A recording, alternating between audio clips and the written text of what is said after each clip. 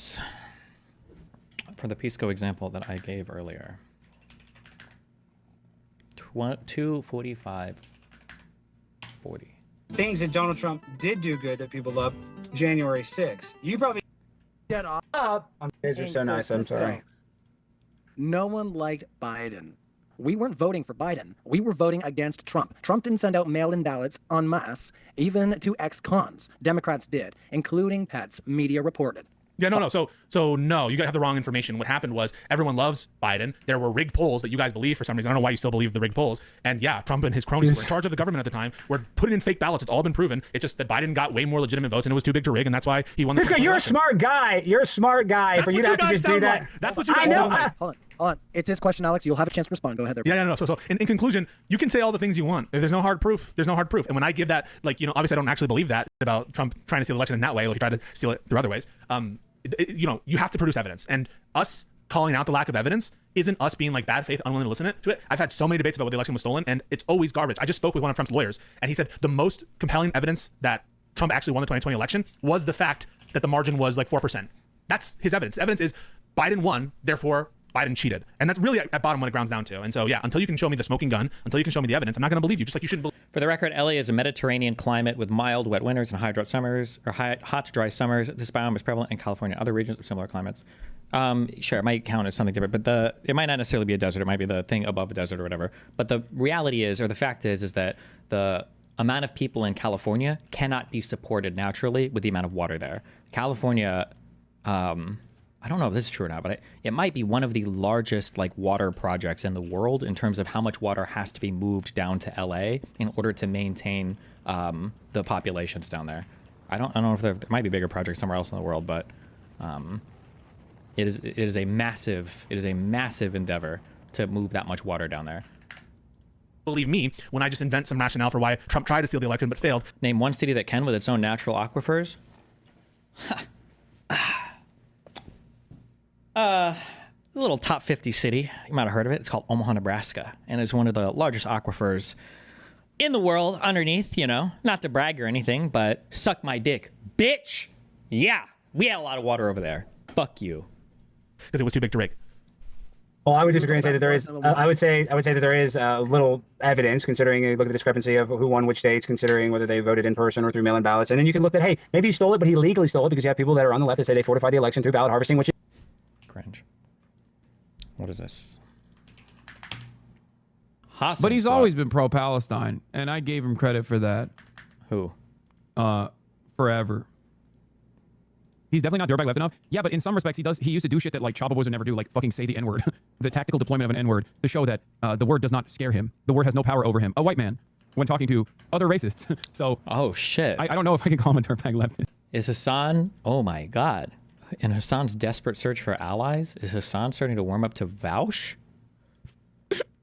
Because then that means everyone on the dirtbag left is doing tactical deployments of the N-word. Even though he did get banned off Twitch for saying not so nice things. Ironically enough, Vaush, despite being a hardline NATO liberal, okay, said something that I would never say. Said something on Twitch that I literally use as an example of what not to say about Tel Aviv. The glassing Israel. I'd go so far as to say what he said about Tel Aviv and what to do to Tel Aviv, even fucking Bad Empanada does not say, for the record. He says some stuff. Is Bad Empanada's Twitter handle? No, he went beyond.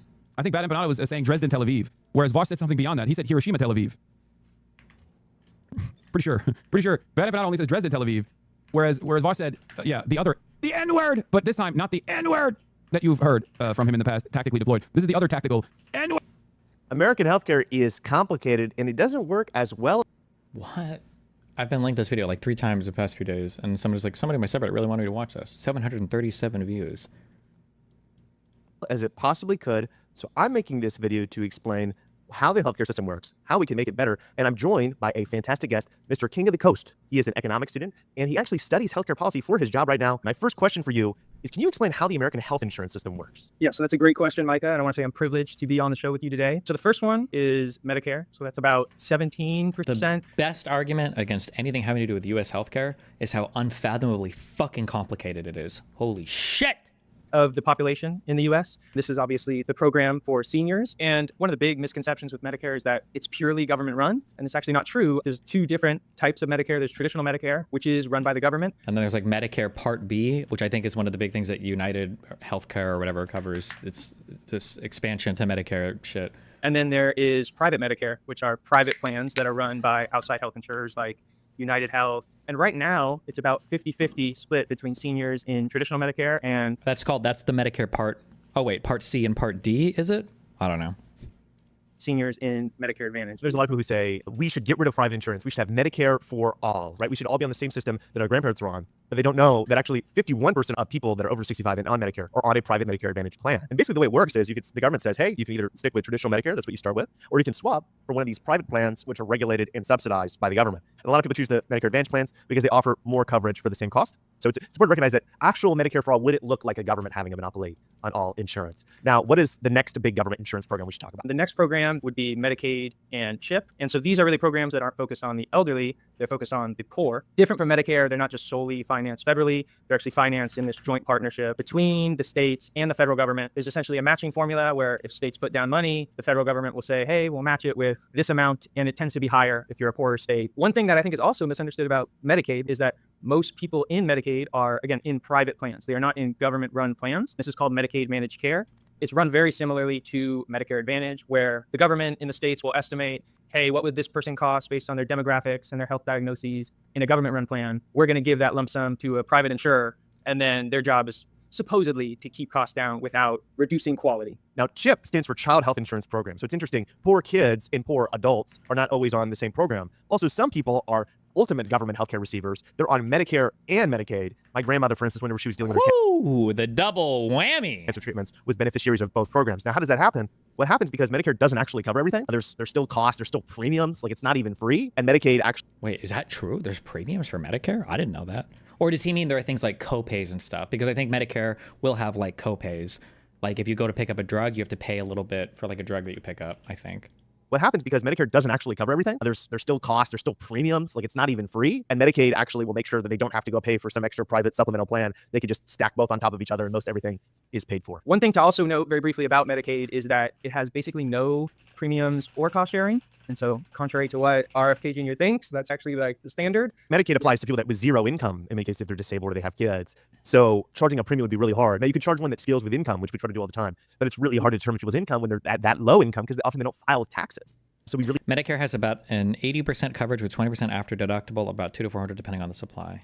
don't know. It makes it more administratively complicated. So is there any other government health insurance programs that we should talk about? We talked about Medicare, Medicaid, and CHIP already. The next program that is related to government is going to be the individual market. And so we're not talking about the elderly. We're not talking about necessarily the poor as defined by Medicaid, but we're talking about people who are just kind of above the poor, generally unemployed. So they're not getting their insurance through their employer. Or they work for a small business or they own their own business. You can be both, but the general person is unemployed, I believe, and slightly above the income where they would qualify for Medicaid or their child would qualify for CHIP. So in this market, it's really what's known as managed competition. So what you have is these exchanges where a bunch of insurers come in and they're offering regulated products because we think this competition will be good. It'll keep down costs. It will drive up quality. And really the goal of this is to have a market where people who have still relatively low incomes can get insurance at an affordable price, especially if they already are sick, if they have a pre-existing condition. So these insurers aren't able to charge you anymore if you have, diabetes or if you already come to the market with cancer. They have to charge everyone the same. And this was actually the big change that was made to this market in, I think officially in 2014, but it's Obamacare. That's called community rating. So you're not allowed to charge people different prices based on whether they have pre-existing conditions. Community rating, okay? You guys will learn some terminology. In order to fix that on the back end, they have this complicated risk adjustment system where they're subsidizing certain insurers and taxing other insurers. It's a little bit complicated the ways in which they do it, but it's to make sure the playing field is level between them. Do you know the government can garnish your Social Security checks, pay your student loans? I didn't know that. Apparently a lot of seniors with old-ass student loans that go unpaused are being affected by it. Oh yeah, the Social Security stuff can also be taxed as well. Like your Social Security paychecks are taxed, like income too. And the insurance, as you mentioned, are really regulated, right? They want to say it needs to cover all of these basic things, right? It needs to cover reproductive health care, it needs to cover your cancer screenings, yada, yada, yada. And the idea is, if we didn't have those regulations, well, consumers wouldn't actually read the long insurance documents to see every single thing that's covered. And so a lot of people would be ripped off. Now, there's stories about how that happened before these policies were put in place. So this is the marketplace where if you don't have a big employer, you're not old and you're not broke, you can get insurance. My mom has a job, for instance, and she is on the Affordable Care Act. So it's not a huge part of the healthcare system. I mean, it's less than, I think, 10%, right? Oh yeah, I meant to mention, it's, I think think it's actually around 3% in 2016. That might be a little dated now, but generally quite small. I think it's higher now, but it is certainly not a huge thing. Most people are not on these. And keep in mind, there's 50 of these. There's different. People are saying it's not taxed when you pay into it. So of course it's gonna be taxed when you take it out. Yeah, of course. But I'm partially providing that as a reason why they would probably tax it, or why your Social Security could probably be garnished. Like, of course you can garnish it. It's income, right? It's treated as income, basically. Yeah. Different marketplaces in each state. Some states really like them, like California, and they subsidize them more, and they do all this stuff to make it more affordable for people. Some states really don't like them, so they don't. There's literally no point to having advanced legendary heating pipes or whatever, right? They don't transfer heat faster. Okay. They really have their own independent one. The federal government runs their one for them because like they're so not into it, and that's usually red states who are like, "Oh, Obamacare, that sucks. I'm totally not interested in this." So that's something that you see. Now, one of the things that's important to understand about the system is there's a really complicated government subsidy for the premiums. The government subsidy basically caps your premiums, your monthly bill for this health insurance at a percentage of your income. And the percentage of your income they cap it at actually changes with your income. So as it gets higher, it gets capped at like 5% or 6%. If you're poor, it gets capped at like 2 or 3%. It will calculate this for you online, but it actually that's what makes it really quite cheap for a lot of people. Folks that are on the lower income side can get their health insurance for a huge discount because the federal government is paying for most of it. Now, there is another government health insurance program that we did not mention yet, which is Veterans Affairs, which we should probably explain. I think you should probably explain that one, honestly. I know less about it. But So the interesting thing about American healthcare is that we have all these different kinds of systems. Like Medicaid is like state sized single payer health insurance. Then Medicare is like sort of private competitive health insurance and sort of government health insurance. And then the individual marketplaces are totally private individual health insurance at the state level. And then the VA is socialized medicine. The government owns the hospitals and it owns the insurance. It manages the entire thing to provide health insurance for veterans. And so it's actually a really big program. There's hundreds and hundreds and hundreds of thousands of people which work at the VA. And another interesting thing is not everybody that's a veteran gets their healthcare from the VA. There's also TRICARE because, you know, we said this system, our healthcare system isn't complicated enough. We need to have another alternative program for this system. And so that's exactly what we did. TRICARE works pretty similar to the other types of health insurance programs that we mentioned already. Now, this brings us to the big enchilada of health insurance, which is the employer-provided insurance market. What is that? yeah, so exactly like you said, this is the big enchilada. It's about 50% of the population in the U.S. is in employer. You'll hear it called group insurance. It's all the same thing, but these are people who get their insurance through their job. And the really important thing. Trying to see why Destiny said it's so fucking complicated. Yeah, bro, like when I go to, like I have no insurance. So theoretically, my hospital bills should be very simple. But like if I want to go and do labs or say I want to go get a like STD test or whatever, I go to a hospital and I say like, hey, here are the battery of tests I want. Let's do this. And they're like, okay, what's the cost? They don't have insurance. Like, oh, well, since you don't have insurance, blah, blah, blah. Like this is what you have to pay. You pay today and you're good. Okay, cool. This has happened every single time. I've told the story a million times. I pay, I do my stuff. And then when I get home, eventually you get the results usually online.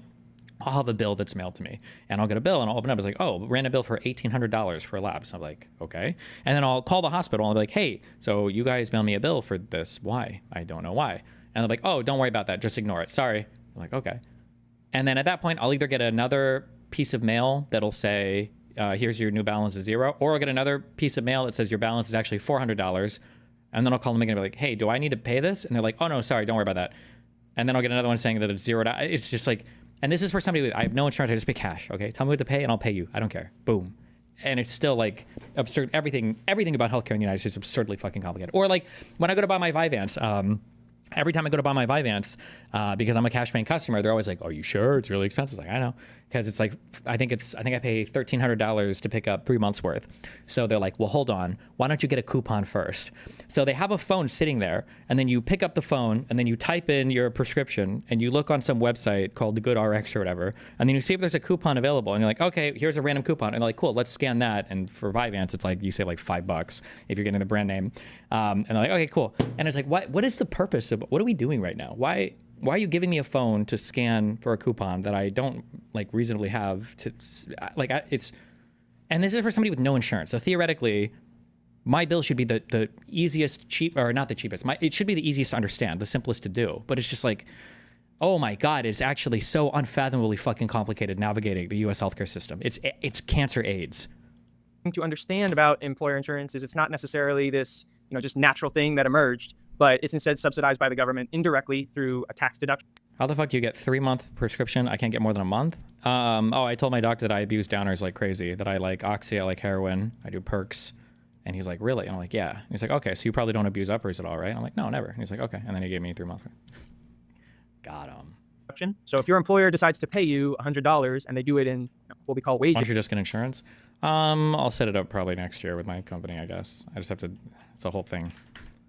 through a tax deduction. So if your employer decides to pay you $100 and they do it in what we call wages, they have to pay a tax on it. Whereas if they do it in the form of health benefits, that can actually pay no tax. And so this on the margin is incentivizing employers to give you health benefits instead of, your normal salary. And so you end up with this, really huge market for people who are under 65 where they're getting their insurance through their job.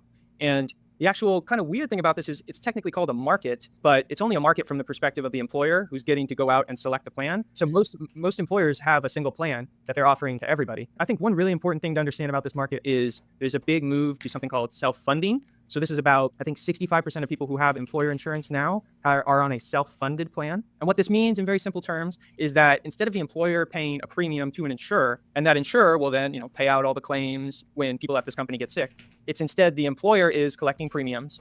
They're paying a fee, it's not really a premium, to the plan to have them go out and do all the negotiating with the providers and whatever. They're basically the insurance company, but they're outsourcing their negotiations to an actual insurance company, right? Yeah, so they're taking on the financial The amount of secondary markets and shit that exist relating to insurance is actually just so cringe AIDS. risk instead of the actual insurer. And you might think, why is that happening? Does that even really make any sense? You think the insurer would prefer to do that? It might be better. And there's actually a pretty simple reason for it, which is that if you don't self-fund your plan, if you pay premiums to an insurer and they take on the financial risk, you have to comply with a bunch of these different coverage mandates. So these are like what Micah talked about in the individual market with the essential health benefits that all plans need to cover. It's a very similar thing for more typical employer insurance. But if you self-fund, you don't need to do this. And you can basically design essentially whatever plan you want. So I know, for example, a couple people who have, through their employer insurance, really liberal access to Ozempic and other related drugs. And this is much more liberal access relative to a program like Medicare or Medicaid. They're just the individual throwing Ozempic at everyone. Yeah, where they almost treat it almost like preventative care because in those other markets, you really need to have a certain diagnosis to get it, and it's kind of a pain. So there is kind of unprecedented flexibility in the employer market, even though it's not a real market. What would you say to that? Yeah. First, to understand why some people get their health insurance from employer-provided insurance, as King of the Coast said, it's subsidized because you don't have to pay taxes on it. Do I want to give you money, which I have to pay taxes on, you have to pay taxes on, then you have to pay income taxes on, or do I want to give you health insurance, no taxes? Well, I want to give you health insurance. But also there's a mandate. If you have over 50 employees, guess what? The government says you have to provide people insurance. This is something that came from Obamacare. Now, some employers try to get around this by having tons of private contractors. They say, yeah, you work here 40 hours a week, yada, yada, yada. But you're not an employee. You're just a private contractor, which happens to work here for a very long period of time. And so they're able to get out of providing you insurance. But that's problematic. Wait, Dan told me this. I don't know if he's lying or not. Is it true that in California, Uber and them lost their case and you actually have to W-2 like Uber drivers and DoorDash and shit? Does that even exist in California anymore? In its own ways. Now, you mentioned these self-funded plans. Few people understand how this works. I like that you explain it because not only do they get way more flexibility, some employers do some pretty cool stuff with this, but also they don't have to deal with the profit margin, right, that the insurance takes. The insurance, they're giving you this thing, huge scale, right? We're going to protect you from risk. So we're going to take some profits here. It's 3, 4, 5, 6%. If you're a huge employer, like you're Amazon, well, guess what? You're so big, you don't need somebody to protect you from risk. And Destiny, real question. What do you think of the idea of a young, healthy, wealthy person in your position getting insurance as a way to help lower costs by paying in and not taking out as an ought? Yeah, I think that's the only way insurance works. This is why the mandate was so important for the Affordable Care Act, but the Trump admin killed the mandate, so rip. We're as big as the insurance companies. And so you can say, well, we're not going to have y'all do this. We're going to do it ourselves. We're going to save some money in the process, and we're going to do this creative, whatever we want stuff. And so it actually makes a lot of sense for the really, really, really big guys. Now, one of the arguments people make for employer-provided insurance is, since the bigger the employer is, the more bargaining power they have to get a better deal for their employees. So there's an idea here that, if we all paid for insurance individually, we would get worse deals because we have less bargaining power. We'll get to what we think about that in the future.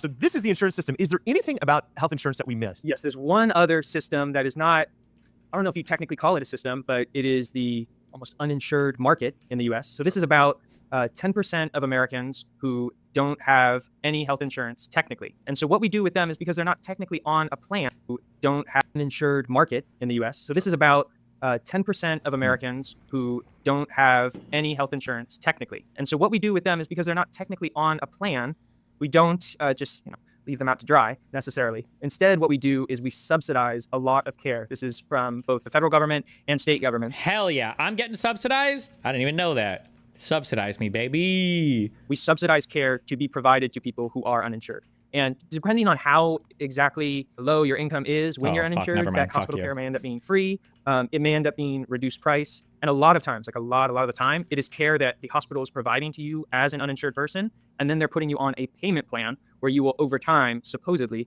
pay back the hospital for the care. Yeah, a lot of people certainly don't pay back. I mean, there's community healthcare centers and nonprofits which just provide healthcare for free to people. It's a real patchwork of system.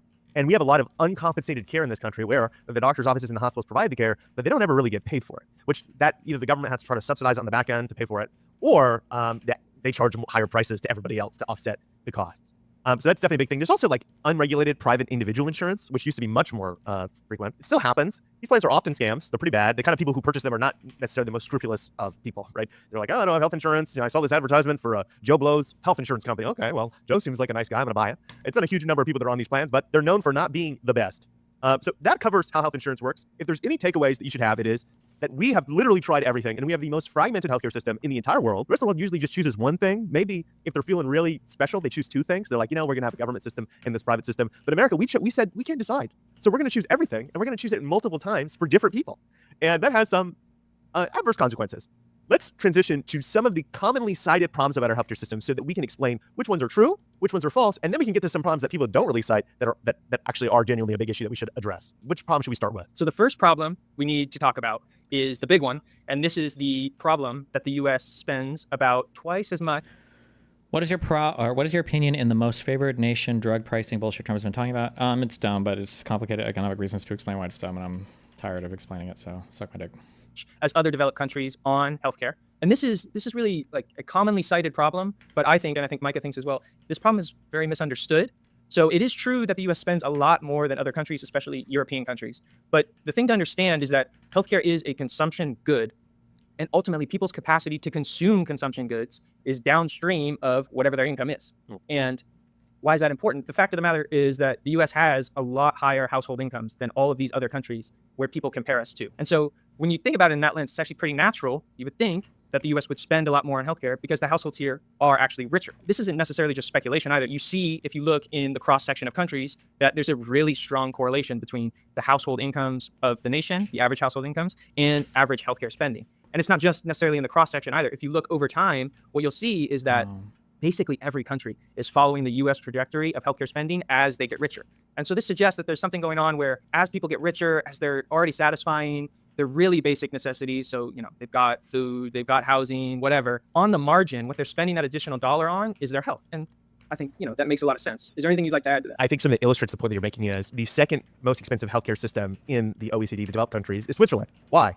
Is it just because the Swiss people are like uniquely inefficient and unscrupulous with their public healthcare systems as we are? No, it's because they're richer than everybody else, right? Like there is, we'll put up a picture of this, but you see there is a strong relationship, as you mentioned, over time. People get richer, they spend more on healthcare. True. And amongst countries, the richer a country is, turns out usually the more they spend on healthcare. There are some exceptions to this. For instance, in Hong Kong and Singapore, very rich areas, they don't spend very much on healthcare. Yeah, no, that is a good point. And I think I'm behind, but with response to the idea of a vacancy tax, even if it's only a little bit effective, if there are no downsides, then it seems like it's a good idea. Not that I'm saying that downside. I don't even want to grant the question. The answer is yeah, it's a good idea. It's fine. There's nothing wrong with it. But the problem is people will do this expecting that this is going to make a significant dent. The problem is not. Like people are just obsessed over this, the myth that there are all these empty homes that all these corporations or billionaires are sitting on.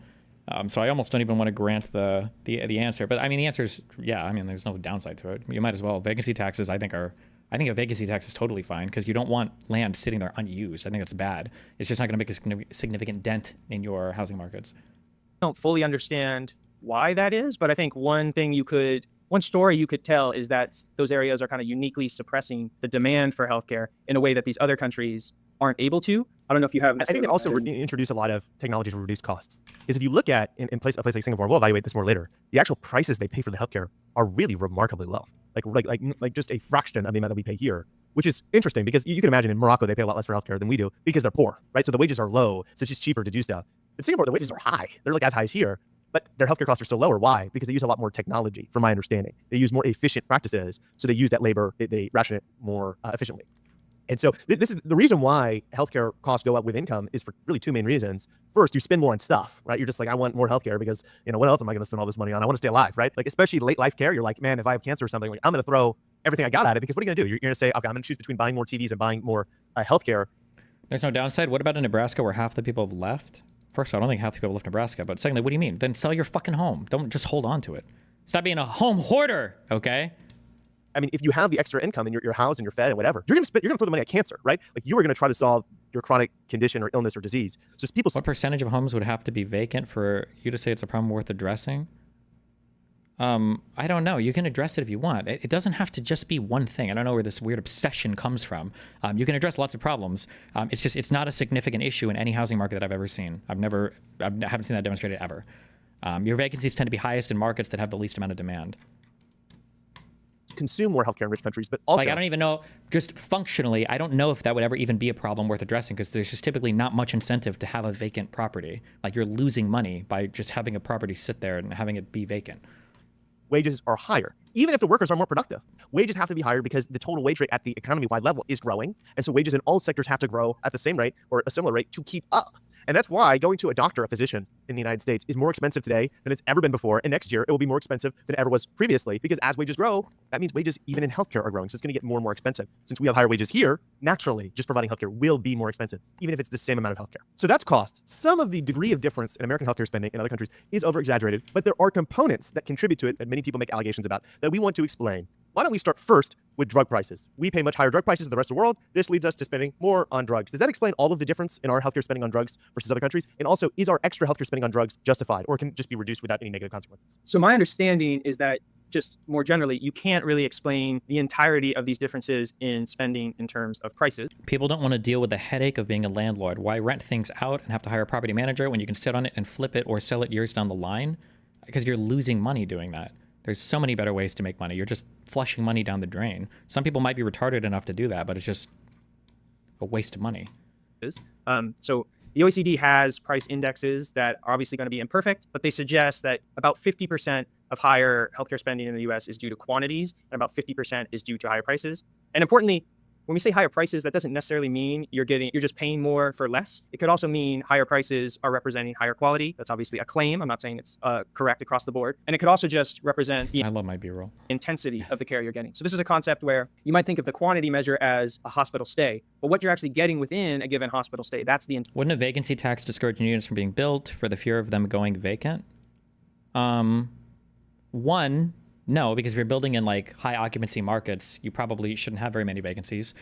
Two, vacancy taxes I think usually only apply if it's been vacant for like more than 6 months or whatever. And three, no, I think that's a good pressure. You should want people to be worried about their units being vacant. It would probably encourage people to lower prices if they can't rent a unit. It shouldn't just be I'm going to keep this high until somebody shows up. Like those market forces should be active, I think.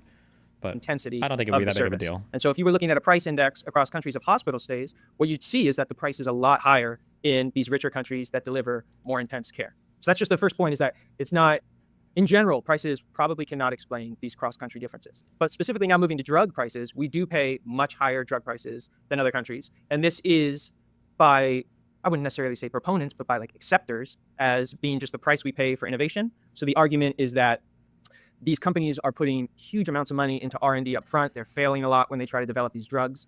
And what we're doing is we're letting them make a ton of money on these blockbuster drugs that end up getting through FDA approval and doing really well. And that's paying off for all their failures that they had down the road. But importantly, other countries are not doing this. They're doing price controls, right? So they're saying, sorry, we're going to pay you a much, much, much lower amount, which means that if we charge the same prices as those other countries, a lot of those drugs actually wouldn't be profitable to invest in the first place. Yeah. So in technical...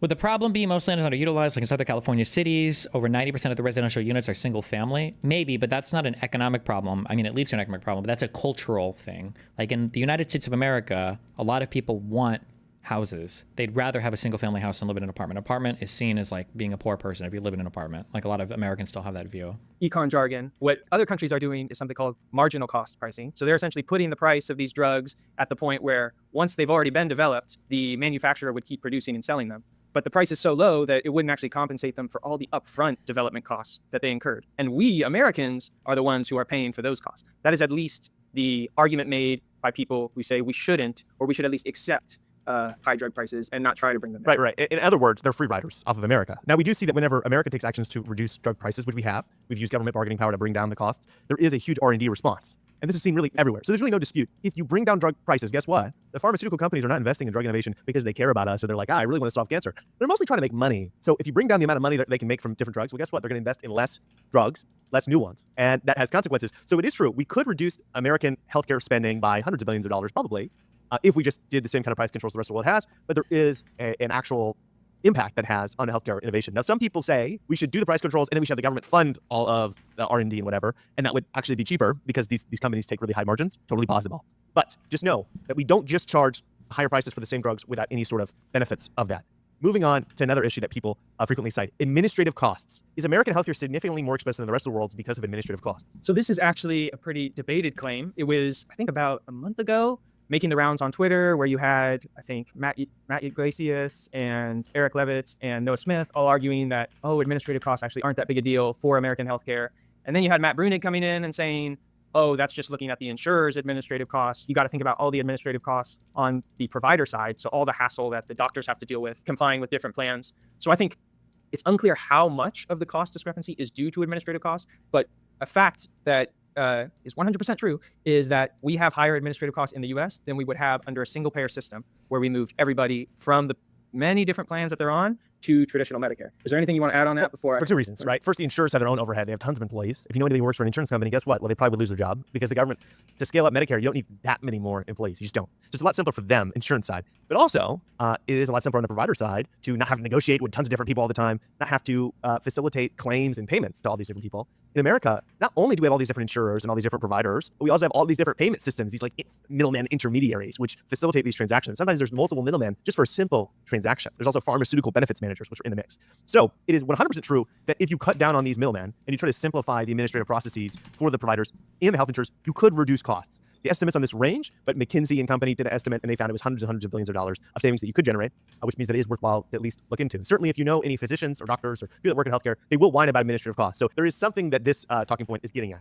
Now, another talking point that is frequently floated is that America pays its doctors a lot more than the rest of the world. This is true, actually. If you look at the ratio of physician wages to like the normal median wage in the country, America pays a much higher multiple to our physicians. Our physicians are top 5%, sometimes top 1% based on the specialty. In other countries, being a physician doesn't make you that much wealthier than everyone else. Certainly, you're not getting paid what a janitor is getting paid.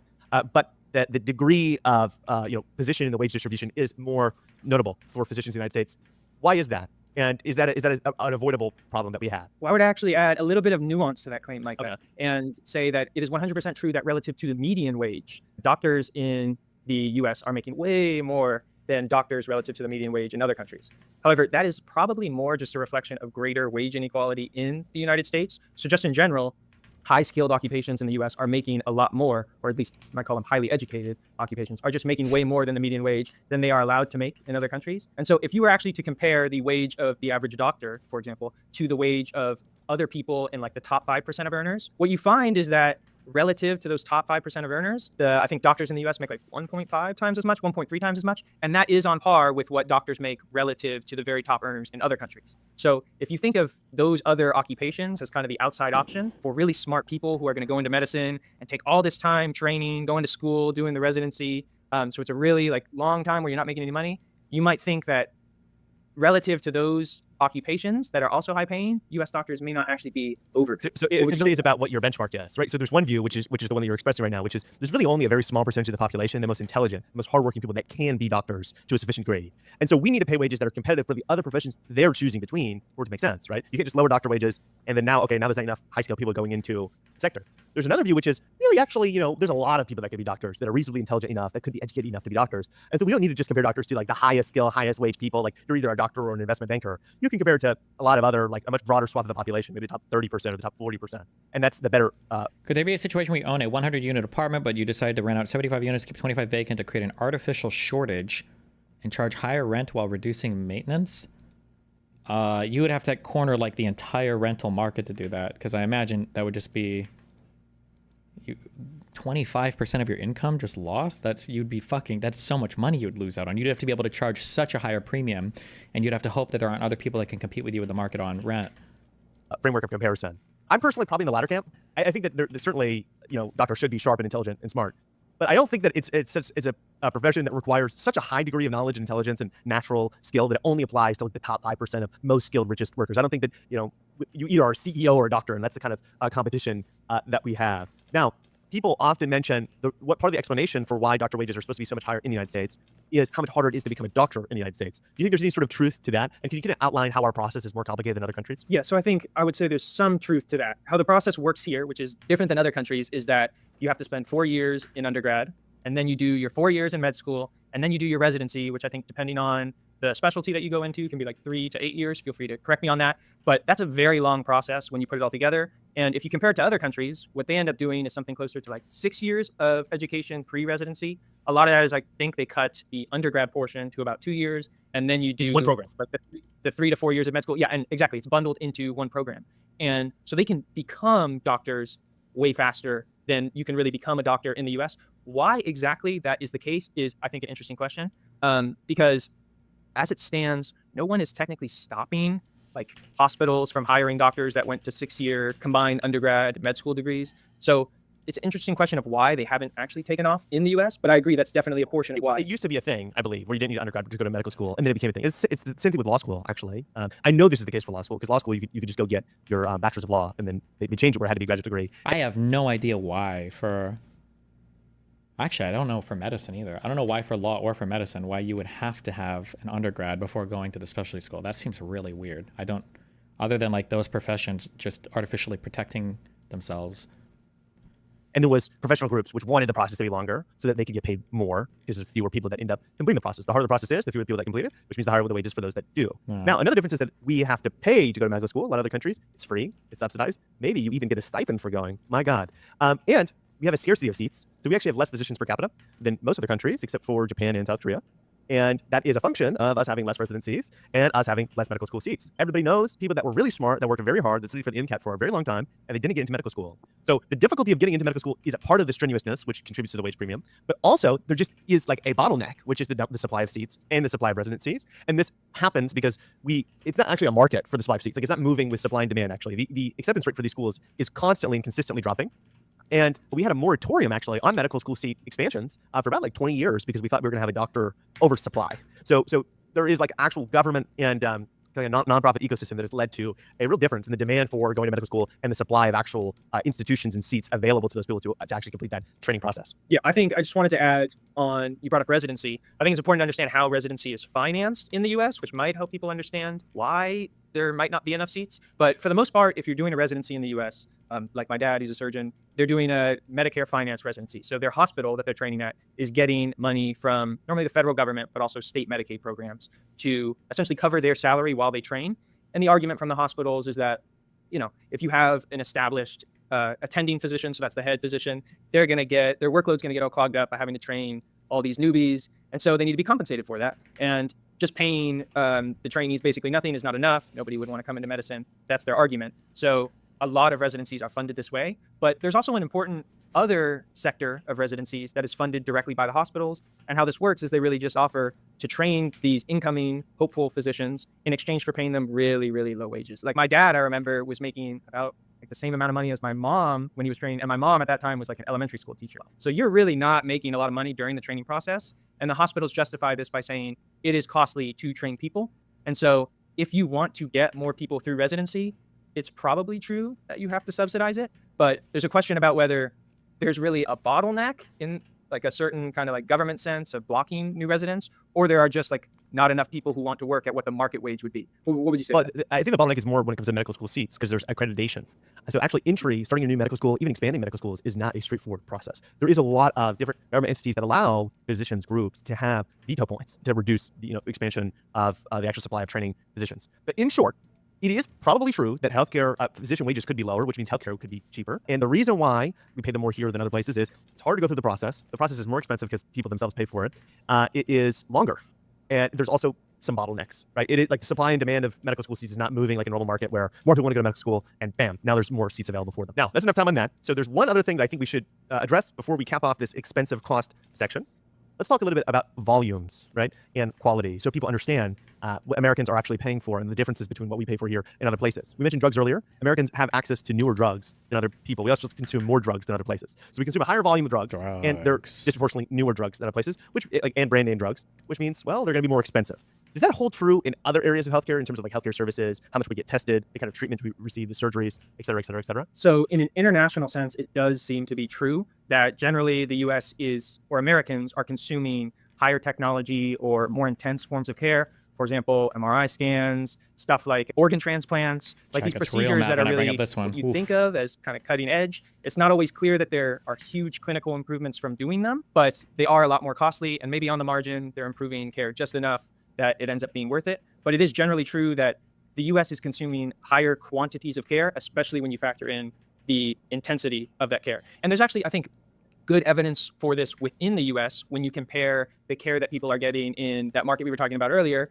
the employer market, relative to Medicare. And so Medicare pays very similarly to what a lot of these other European countries would pay for services, whereas the employer market, it's a market. And so the prices tend to be a lot higher because they're set by these insurers, bargaining with these providers. And what you tend to find is that care in this market looks higher quality on average, or at the very least, the prices in this market seem to reflect high quality. So for example, if you look within local areas where Medicare's payments are basically constant across hospitals, what you see is that the hospitals that are getting paid the very most in the employer market with their commercial contracts, those hospitals are the ones that reduce mortality the most when people are close to randomly assigned to them to go to them for care. They also tend to have like the best trained physicians of all the hospitals in that local area. They also tend to, just have the highest technology procedures. So they'll have a lot more MRI scans. They'll do a lot more like robotic surgeries. And so I don't know if you want to add anything to that, but I would say that generally there is a sense in which we are consuming a lot more care. And there's a sense in which higher prices in the US in some of our more private markets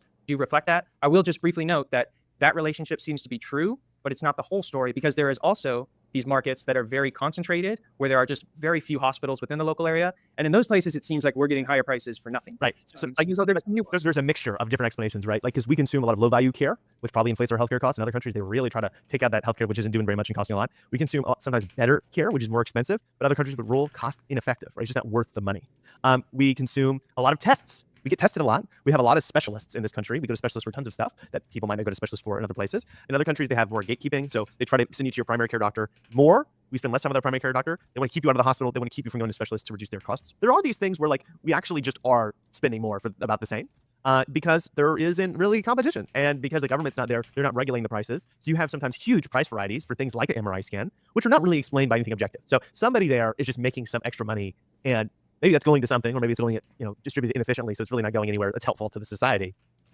We do have emergency care. Sometimes the prices get really extraordinary, and in concentrated markets, we see that the more concentrated your market is, the fewer hospitals there are around, even if they're all nonprofits. Guess what? Prices are higher, and that doesn't mean that things are actually better. So we do pay higher prices in some instances, and we could lower them without actually having some sort of negative consequences. The long and the short of it is, America spends more than other countries for some justified reasons. There's some benefit to them, and there are plenty of unjustified reasons. We could Why probably was I link this? I feel like these guys agree with everything I say. What was the point? To make me feel better? pay people less if we could have more doctors. We could have lower administrative costs, and we could get rid of frivolous healthcare and frivolous rent seeking, where people are able to charge higher prices than they should be allowed to do so. Now, let's move on to the second thing that people always are talking about. We do not have universal healthcare coverage in this country, and every other developed country does. That's the claim. Is that true? And how big of a problem is that? So I would say that this is technically true. As we talked about earlier, there is this whole segment of the US, about 10% of the population, that does not technically have insurance. I would say that this problem, though, is a little overstated because, as we talked about earlier, a lot of these people don't technically have insurance, but they do have access to a lot of this free and or reduced price care that is being funded on the back end in a really complicated system by state and federal governments. I would say they are kind of practically insured, even though they are not technically insured. And now I don't want to overstate my position too much. It's still a problem. And I think it's a problem because just because you have access to some care does not mean that's the best care you could have been getting or the best package of care that you could have been getting. So there's certainly arguments that these people would be better off if they were in a more formal insurance plan. So for example, there's evidence that Medicaid does reduce mortality for a lot of these people who were previously uninsured. Then more generally, just the fact that a lot of these people who end up uninsured are churning in and out of like the employer market. So they'll have their job one day, all of a sudden they're fired, they're uninsured, all they have is this uncompensated care that's subsidized. That creates a lot of anxiety for a lot of Americans. And it's just anxiety that you don't need at all. We could totally get rid of it and I think make people have a lot more peace of mind. What would you Right. add? So some people just don't seek care, period, because they don't know they have access to it. Even if technically you have access to something, doesn't mean that you actually know that. Like people don't know that you can go to the hospital and say, I can't afford to pay. And they're like, okay, well, we were going to charge you $4,000, but now we're not. Right? Like if you ask the average poor person, they just don't know that. So they don't get the care that they should. Certainly not preventative care. Even if they do get healthcare, it's often on the back end, which is more expensive care, and it is often worse because they already have the problem, their intestines bursting or whatever. We see that we have lack of preventative care for this demographic, which drags down a lot of healthcare indicators that are really healthcare specific. Where you're like, man, why is America so bad at maternal mortality or whatever? Actually, I think we're pretty good at that. But anything, and it's like, okay, actually, most people that get healthcare do great, but there's this whole cohort of the population which just doesn't get the care, or at least to the degree they should. Now, some people are just missed by the system, so they're poor and they get healthcare debt, like they just can't pay the bill. So it's a much less equitable way to pay for healthcare. In other countries, it's paid for by some sort of tax-based system. So even if they're paying like the same amount, it is distributed in a much more fair way. So there's not individuals that are just like hit with these massive bills which destroy their lives. And I think this brings us to the big enchilada, which I think the biggest misconceptions are about, which is healthcare quality. And by that I mean the actual impact that healthcare has on our life expectancy and our health indicators. Many people say, look, in America, we spend so much on healthcare, but our life expectancy is lower than other developed countries. Oh my God, our healthcare system is to blame. How much truth is there to that claim? And if it's not true, what are the things that explain why Americans live less long compared to other people? Yeah, so that's a great question. And I think the pithiest way to explain it is that healthcare can only do so much. So in the US case, when people talk about us having such a low life expectancy relative to other countries, what you have to understand is that life expectancy is a measure that's really just mashing up a bunch of things that are not necessarily the fault of the insurance system and the providers. So for example, one reason why the US has very low life expectancy is because a lot more people here die in car crashes. Is that necessarily the fault of our insurance system? To me, there's no way to see a really, I think, plausible direct link. And similarly, one reason we have a relatively low life expectancy is because we have a lot more homicides. Additionally, we'll have a lot more deaths from opioid overdoses, a lot of which can be related to cheap fentanyl supply from South American countries. And just, you go down the line of all these things, and it's hard to say that it's really health that is overall driving our problems with life expectancy. But at the same time, there is a health component, and this is a health component that people seem to blame on the American healthcare system. And that health component is that Americans are just, culturally quite unhealthy. Like we eat pretty badly. We don't really exercise. I'm not saying Mike is like this, but most people are in the US not very healthy compared to these other countries. And so I think when you go down the line, what you really the conclusion you should end up with is that discrepancy in life expectancy is either very overstated in terms of the role that healthcare and our healthcare system has to play, or it's just completely explained by these other factors that are not really related. What would you add? I mean, yeah, surely if we had universal rollout of the best preventative care, we could get higher life expectancy, especially with new miracle drugs like Ozempic, which would help solve our obesity problem, which is a huge contributor to our issues. And surely if we had the best treatments for everyone when they got a disease, we could expand their life expectancy. But there's also all these other factors which help explain part of the difference. And it's just not true that if let's say we impose the French healthcare system in America, now our life expectancy is that of France. Certainly, our life expectancy will not be that of Japan or South Korea or some of these Asian countries. You have to ask yourself, okay, well, Europe lives longer than us, but why do all these Asians live longer than Europe? Well, a lot of it's lifestyle, right? It's not just that Japan figured out some miracle healthcare system that is just, or Taiwan is magically better than Europe. It's just that there's a lot of lifestyle factors, which we should try to address. Those are actually often free or really cheap to address, but don't put everything on healthcare because healthcare can only do so much. A lot of what healthcare is about is your quality of life while you're alive, right? If you have a chronic condition, having access to high quality treatments helps a lot. And not as much, certainly it has an impact on how long you live. With that said, I think we've addressed a lot of the big pervasive notions about healthcare. What you see is a lot of them are true, but they miss a lot of nuances and maybe over-exaggerate their claims. But we definitely do agree that American healthcare should be dramatically better. And that's why we want to move on to some of the problems that we believe the American healthcare system has that people don't talk about all that much. The first one I think we should talk about is the lock-in effect. The lock-in effect comes from employer-provided insurance. As we said earlier, over half of people, just about half of people, get their health insurance from their employer. And what does that mean? Well, if your health insurance is tied to your employer, what happens when you leave your employer? Oh, you lose your health insurance, right? And well, that means that you don't really want to leave your employer so much, especially if you're sick, especially if you have a chronic condition, because there's this danger. You can't afford to go search for a job in the intermediary period because you don't have health insurance. Or you're just scared of the transition between one employer to another employer. You're going to lose your physician. You're going to lose access to the medications that you rely on or your family relies on because your family's often on your plan.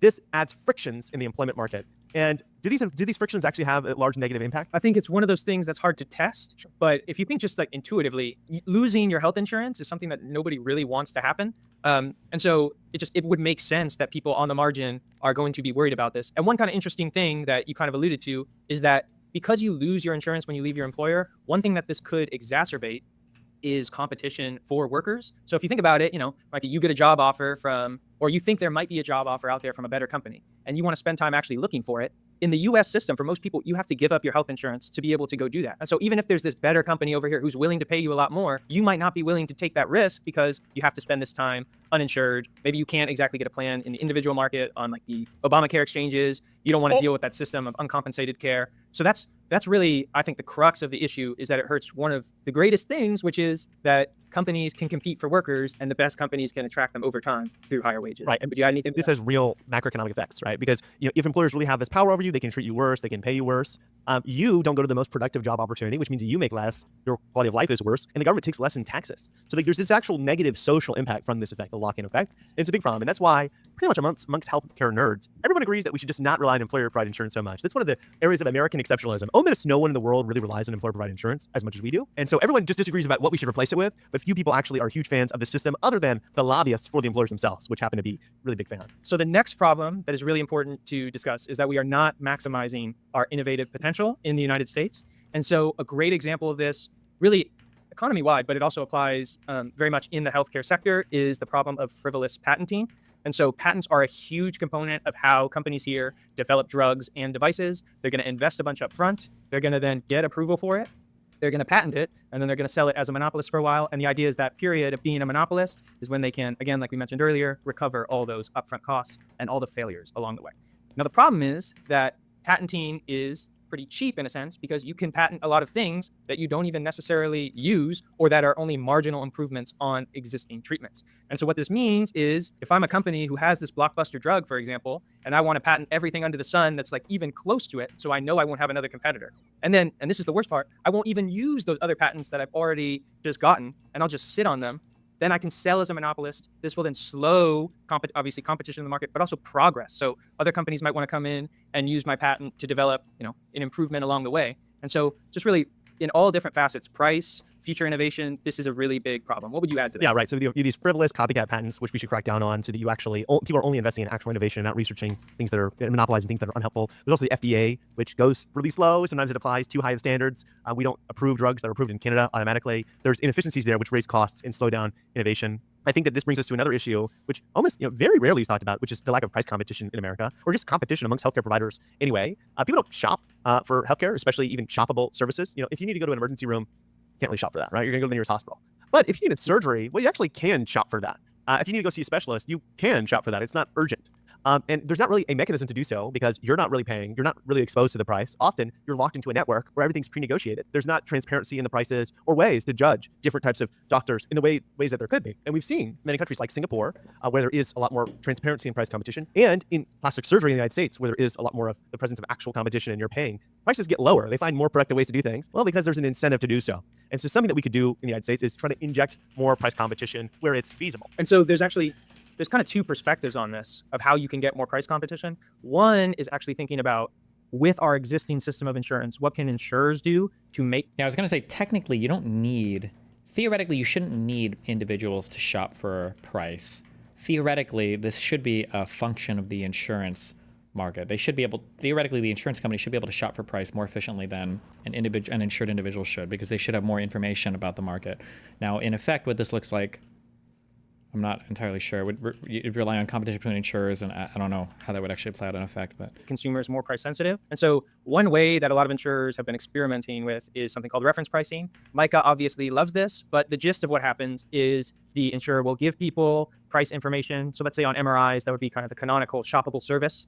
They'll give them price information and they'll say, yeah, we're going to pay you this lump sum, which is equal to like the median price. If you find anything that's cheaper than the median price and you go to that instead, we'll let you keep the entire rest of the money that you save. And so, there's variations of this idea, but the idea is pretty simple, right? You have an incentive to consume something cheaper because you actually receive some of the savings for doing so. Sure. Yeah. And so that's one way of doing it. Another way of doing it that's also being used recently is for plans that don't even want to give consumers price information. They're like, these consumers, they're not going to look at the prices and compare it to the co-insurance rate and whatever. What they'll just do is they'll say, hey, we have 3 types of copays. We got $100, $150, and like $50. And if you go to this hospital, it's a tier 1 copay, so you pay $50. If you go to this one, it's $100. And the idea with that is to give consumers really clear prices where they don't have to do a bunch of work on their part, and they can just really see what these differences are and make hopefully cost effective. If you do actual research, you'll find the biggest cost of healthcare. These guys haven't addressed it yet. Destiny hasn't either. What's the biggest cost? Your mom? Would you ever do a disagreement day where people call into a different number or Discord, like, or with disagreements like the amazing Lucas does? Maybe. choices. We'll see. And what you see is that when you do that, you're I think I can be done with this game in 2 days. I think tomorrow. I think. We'll see. able to get people to shop for things like inpatient services. So I know there's a paper on like colonoscopies, and there's also papers on just like more comprehensive inpatient surgery, so like knee replacements, that was able to get people to shop. And this is like really surprising to a lot of healthcare economists because they're like, people don't shop really for their knee replacement or whatever, but it does seem to actually be effective at doing that. So that's one way to do it, is through the insurers. If you can inject more price competition, that means that now these providers are going to have an incentive to make things cheaper. So that means if there's a new technology and automation or anything they can do to reduce the cost, they're going to have at least some incentive to do so. Now, quality also matters. And so there is evidence to indicate from plastic surgery and foreign experience, and actually experience with these exact ideas in the United States, that this can reduce costs and potentially promote cost-saving innovation, commercialization amongst healthcare providers, because now they really gotta put up or go home, because if they don't implement the cost savings, well, no one's gonna go get their knee replacements or whatever. And this brings us to the last problem. Wait! Let me use the restroom. Or wait, I can turn the speaker on. 1 second. That we talk about, which nobody else seems to care about. King, because you're you're on the stump about this all the time. Private insurers don't have the best incentives, but that doesn't mean they couldn't. That's exactly right, Micah. And to explain why they don't have great incentives, well, you need to start with is just 2 things that are endemic to the US insurance system. And the first one is that people's insurance contracts are relatively short in the US. In places like the Affordable Care Act exchanges, it's just 1 year. It's the same in the Medicare program for Medicare Advantage plans. In the employer market, even when you think people are going to spend some time in their plan because they're at their job, I think the average stay is like 3 to 5 years. So if you think about what the incentives are as an insurer, they are kind of to skimp on you as much as possible, because they don't actually need to pay the costs or the higher costs that come down the line as your health deteriorates. So for example, if Micah's trying to get treatment for diabetes that is especially cost effective, but I just deny it now, and I know he's going to be on a different insurer down the line, there's no real penalty on somebody like me to stop that from happening. And so an idea to fix this, or really 2 ideas to fix this, are 1, to get people onto longer insurance plans where we think the insurer is more likely to internalize these bad health outcomes that come from skimping on coverage.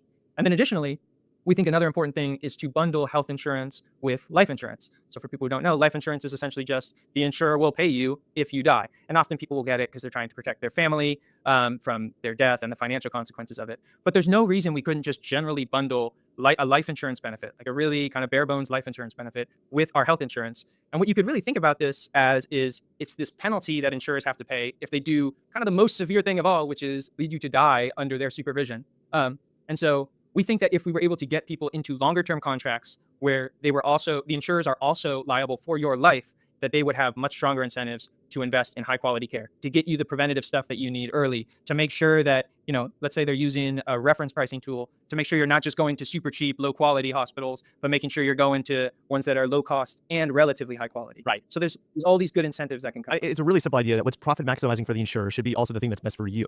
Right? There's this claim that goes around all the time, and it's largely true, which is every time they deny a claim, that is something that has some profits, right? They only can make money by denying your claims. Well, I mean, obviously they have to deny some claims if they're spurious, but now actually denying every claim is not profit maximizing, certainly, because there's certain claims that are necessary for your health. And if you die. Well, and also there's, for some regulated plans, your premiums have to be a percentage of your, the payouts have to be a percentage of the total premiums you make. Insurance companies don't make money denying claims. They make money collecting premiums. That's what insurance companies are in the business of doing. So they collect premiums, they do the calculations for payouts, and then the payouts are less than some percentage of all the premiums they collect. This is how insurance makes money. Die, well, guess what? They're going to get charged for that. And the earlier you die, the more they got to pay. Yeah, it's a very simple idea that, if you die earlier, they're going to pay more. And the later you die, the less they're going to pay. And if you actually end up living a pretty decent quality of life for yourself, well, they don't have to pay very much at all, right? They don't have to pay anything at a certain point. And so it's longer term exposure. Now, some people think that private insurance just will never have good incentives. One of the arguments they bring up is that whenever you do experiments on people's choices amongst private insurers, you see that often they choose private insurance plans which aren't the best. So what they'll do is they'll create a curated sample of like 25 private insurance options, and they'll write out the details of all of them, and they give it to test takers, right? And they say, which one would you choose? And they find that often people choose dominated plans. Those are plans that are just inferior, straight up, across all domains to other options that people were afforded. And the idea is that shopping between insurers is just really complicated. So even if you simplify the different axes of difference amongst them, people are still too lazy to actually take the time to find the optimal plan. And so, well, if people are not actually rewarding the best insurers for being the best, and are just choosing kind of randomly, well, then why would we think that private insurers would actually have an incentive to do a really good job? King of the Coast disagrees with this idea. So what is your argument against that? You say people are lazy, but also it's just like you're talking about like picking, for one, the plans are usually, it's kind of complicated to look between them, and 2, you're talking about like very low probability events. Like nobody really, I think, has in their mind like how likely is it for me to experience like this catastrophic health thing. It's just not a thing that we commonly deal with. It's that point. So before I get to where I disagree, I'll say where I agree. And I 100% agree that choice in health insurance markets is imperfect. Consumers often make mistakes. And I think crucially what people need to understand is that these studies that a lot of people are citing, they're studies of consumers when presented with a menu of options. And they're looking at whether the consumer is essentially picking the very best option for them. Not a relatively good option, not like way better than a random option, the very best option for them. And that is definitely telling you something. I'm not saying it's not telling you anything, but it's also, if you think about it, just an extremely high bar to evaluate competition on. And so the better metric, in my view, is to look at whether consumers have a high preference, for example, for lower premium plans, for conditional on the premium, high quality plans, for, in general, do consumers seek out higher quality plans? Do they seek out lower cost plans? And this does seem to be something that happens. It could be a lot better than it is right now, but it does seem to be something that happens. And I think a good analogy here, if I could really quickly, is to think about like what people would say in other markets. So After the Supreme Court shot down deporting Venezuelans, a lot of big conservative voices on X are calling for Trump to declare martial law and arrest all the Democrats and the court. What are the odds this happens? I feel like the Trump admin is trying to avoid like direct confrontations where they're obviously in the wrong. So I feel like that wouldn't happen, but I don't know. Who knows? We'll see. for example, if I told you that people do not always go to the lowest priced gas station in their area, but over time, people tend to flow to the lowest priced gas station as they hear about it from their friends, they look it up every now and then, right? If over time the market is moving towards lower cost or higher quality providers, then it doesn't actually matter that it's not perfect. There's still a lot of value from the competition. So what Heart attacks and strokes are very common. Depends on what you mean by catastrophic event. No, heart attacks and strokes are not very common. I don't know what the fuck you possibly mean by that. How many people do you know that are commonly having heart attacks or strokes? The average person probably has one or fewer, would be my guess. Like, what? And I think that's a reasonable take. It just depends on how bad people's decisions are, and how much these bad insurers end up going away. I think that there's also a good argument that you can add more decision-making aids to the process. One idea that you've advocated for in the past is risk-weighted mortality scores. So basically, you look at the type of people that your insurance is taking, and you're seeing how good are you doing for these people relative to their health, right? So if you take all very sick people that are very poor, and you manage to actually, the people on your plan live longer than they would be expected to live on average, well, you're doing a great job, right? If you take all really rich people, and they're very healthy, and they end up dying 3 years earlier, well, you're doing a pretty bad job, right? And you can have some sort of metrics for that, things like that, which are displayed on the insurance marketplace, which will make it really simple to choose. You just say, hey, let me look at the cost, and you can simplify the differences in cost. And you say, let me look at how good they are at actually keeping people alive. And maybe there's a few other variables, and now it's actually really easy not to choose the worst ones, right? Like, maybe it's still kind of complicated to choose the best one, but at least that the bad ones are bad, and as the bad ones die off, well, then there's a higher bar for what the bad ones are, and those die off, over and over and over again, and eventually you get a better working system. Now, another point that you make to articulate why private insurers might be better than just a government health insurance program is that they do this thing called managed care. Can you explain what managed care is and why it could be useful? Yeah, so managed care is really kind of a euphemism, but what it essentially means is you're steering people from certain types of care to other types of care. And in the best of worlds, what is happening is that insurers are steering people from high cost care to low cost care, and from high or low quality care to high quality care. One of the really essential ways that insurers do this is through their provider networks. So some insurers, actually most insurers at this point, will only contract with some providers. And the idea is that the insurers go to bargain with the providers. They say, yeah, if you don't give me a great price, if you don't give me this much quality in exchange for your price, I'm not going to include you in the plan. And then if you're a consumer in that plan, you're not going to want to go to the people who are out of network and don't give you coverage. So that's one way in which they can really manage care. Now, it's important to understand that we want insurers to come up with ways to do this that aren't a huge hassle to consumers. So there are obviously instances in which something like networks can be a hassle to navigate. And so the argument is we want insurers finding ways to manage care without creating that big hassle, and in its ideal world, pushing people towards low cost, high quality care. That's very helpful. No, I understand the real debate is, does the managed care just make things more complicated and inflate their profits, or does it actually add, some significant value where there's a bunch of cost savings? At least in the example of Medicare Advantage plans make plenty of profits, but they also offer more coverage than Medicare, and they do it for close to the same amount of money. There's some gaming and fraud, and so you can see, well, they are actually able to cover some more stuff and maybe have a little bit lower cost sharing because they're doing this. So there are some real savings here. This brings us to the very last section of this video, which is going to be the briefest, which is outlining the different types of healthcare systems which exist in the world. There's basically 3 types of universal healthcare systems which exist in developed countries: socialized medicine, single payer, and managed competition. We're going to put up a map here for you so you can see a map of the world that I created, which shows you the different systems in play. Essentially, these managed competition systems are more on the market-based side. There's different variations of them. Probably King of the Coast would advocate for his own unique wonky version. But the idea here is that this competition amongst providers and insurers actually adds some value. And so we want to use market forces to make sure we have universal healthcare, but also we have a dynamic, innovative system. And then Imagine H3 sued Hassan and donated all of Hassan's money to Palestine. I don't think they could sue him for anything, but there's single payer and socialized medicine, which are more common. And the idea here is ultimately private sector in healthcare just not worth the complexity. The government can do it more efficiently, and they can take care of the innovation and be dynamic in the ways that we need them to be. This is the big debate. We're not going to settle in this video because that would take forever. But do you have any closing thoughts thoughts on this debate that you think that our viewers will find valuable to aid them in this long, lengthy healthcare research process? Yeah, so all I would add to what you just said is that there are also kind of hybrids of the two. So you have socialized medicine and single payer on one hand, and you have managed competition on the other hand. But there are also systems that kind of merge these two. So Australia is a great example of this. This is called like a two-tier system. But Australia basically has socialized medicine, so they own the providers. And then on the other hand, they also have a system of private insurance and private providers. The main argument that people make for this is that it can give people who are willing to pay for it access to like more timely care. They can be seen faster. They can maybe get higher quality care that the more social system wouldn't cover. The only thing I would also add is that there are two-tier systems that mix kind of managed competition with a really like relatively unregulated private market. And so Germany is the biggest example of this. They have a managed competition system pretty similar to Obamacare. It's more restrictive in a lot of ways, but then high-income people can also opt out and go into these like, lifelong private insurance contracts that are risk rated. That's a whole different. It's very complicated, right? Like what happens is a lot of these countries have a public system, but it's like not funded well enough, and there's really long wait times, and so people start opting out into the private system. And the argument is, well, we don't really actually want to make the public healthcare system better because that's really expensive, and now it's like just a social safety net for lower income people. And hey, if you want to get private insurance and go to private doctors, that's fine. It's kind of a fragmented system, and there's certainly inefficiencies. I don't think that anybody would go into developing a healthcare system wanting it to be two-tier because it just doesn't make a ton of sense. Like you could still have a system that has a social safety net, and it's all one unified system where people can pay more and get more without having to go through an entirely different system. But hey, that's on the map. You guys can see it, and it is certainly interesting. I know in countries like Canada, the whole debate is should we become two-tier or not. Now you'll understand American healthcare, how it works, what are its problems, both the myths about them and the actual real problems, and the different kinds of universal healthcare systems which exist around the world. I've made a lot of other healthcare content on this channel, which I like to watch. We will make future videos on healthcare, maybe with King of the Coast, so we can dive more into what kind of solutions we think we should be prioritizing. But I hope you found this video helpful. Make sure to share it with any of your friends which are trying to become healthcare wonks, and make sure to subscribe. King of the Coast, do you have any social media handles you want to plug before we close this off? Yeah, just my Twitter account, which is King of the Coast with two T's at the end. But other than that, this was great. Right, one of the wonkiest healthcare videos on the internet. We're gonna take in the cake. Healthcare triage. We're coming for you. We're getting even nerdier than you are. Thank you guys. I will see you in the next video. Does anyone else nerd out? Any other nerds out there?